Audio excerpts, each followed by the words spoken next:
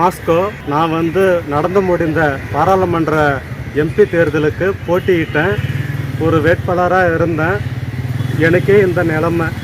இந்தமாரி என்னை எக்குடஸ் கம்பெனிக்காரங்க அடித்து போட்டு என்னை ஆப்ரேஷன் பண்ண சொல்லிக்கிறாங்க.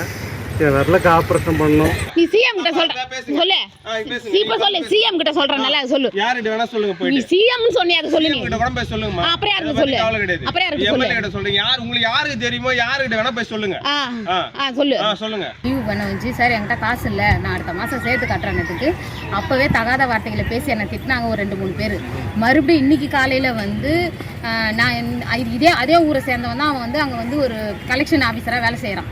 அவன் கேட்டதுக்கு ஏன்பா இவ்வளோ வேகமாக சொல்கிற, காசு கேட்குறேன், இந்த ஊருன்னு நீ கேட்குறேன்னதுக்கு நான் எந்த ஊரில் போனாலும் அப்படி தான் கேட்பேன். நான் எம்எல்ஏ இதுமாரி சொல்லியிருக்கிறாரு, இந்தமாதிரி குழு லோனில் யாரும் உங்களை டார்ச்சர் பண்ணாக்கா என்கிட்ட கம்ப்ளைண்ட் பண்ணுங்க. நான் சொன்னேன்னு போய் சொல்லு, எந்த எம்எல்ஏ கிட்ட வேணாலும் சொல்லு, எந்த சிஎம் கிட்ட வேணாலும் சொல்லு.